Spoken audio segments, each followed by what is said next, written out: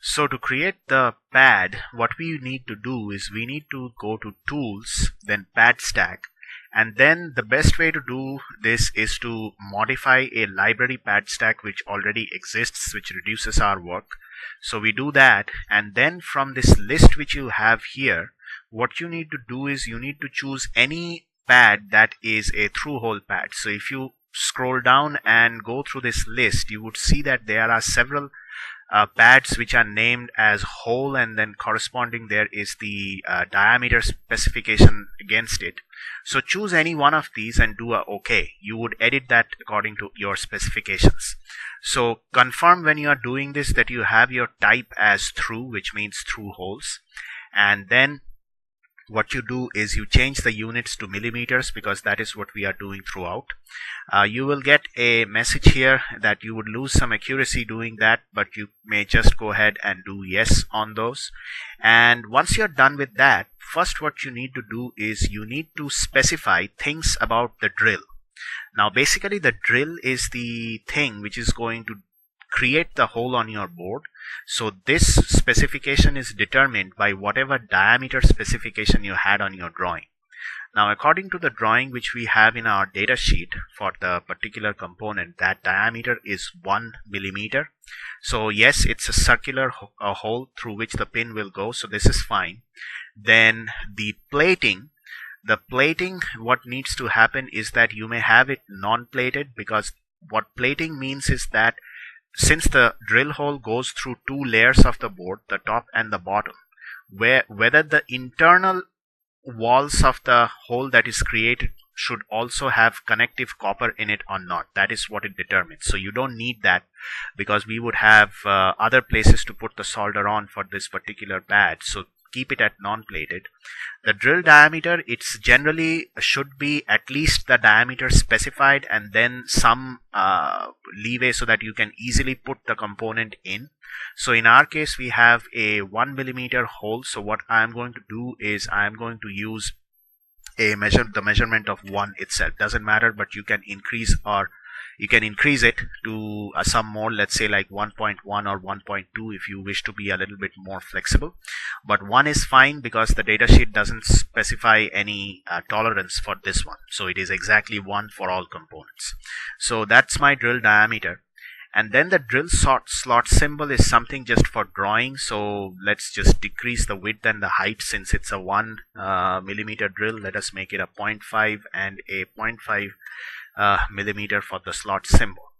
Then you go to layers, and here is where you start describing the particular pad that is going to be made at each end of this hole. So one on the top layer and one on the bottom layer, and those are the places where you would be putting solder, right?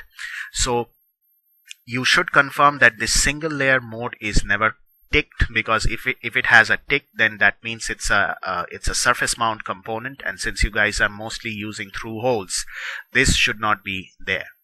Now in here you should be able to see either the cross section, so this is the top layer, this is the bottom layer, and this is an internal layer which is just a technicality which you don't need to think about, or you may see the top view, which is basically just that, the hole. So now what we would do is we would select this begin layer and we will edit it here.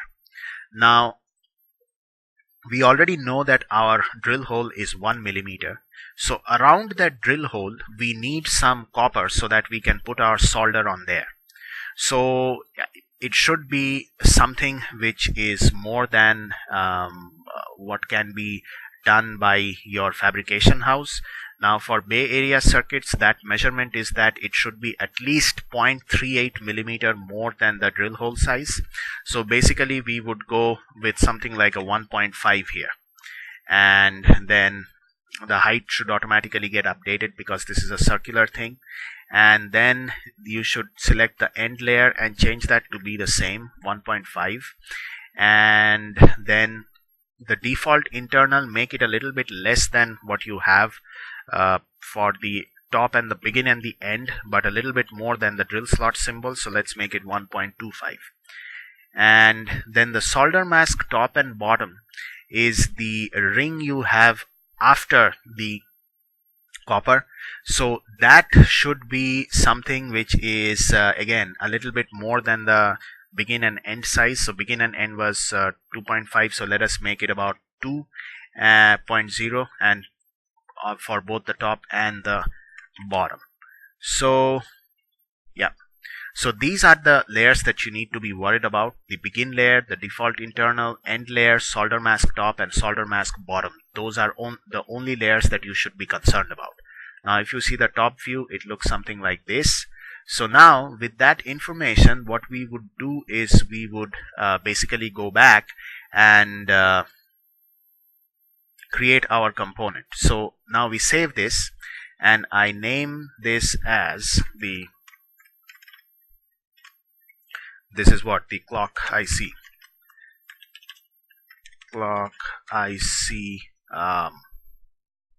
pad.pad. Okay, so let's do that. So now it is created. If you see here, you would see that .pad file has been saved to disk. Once that is done, cross this off, cross this one off as well. If you get any message here, just do a yes, you should be fine. So in the next video, what we will see is how we use the pad that we just created to actually create the footprint for the component.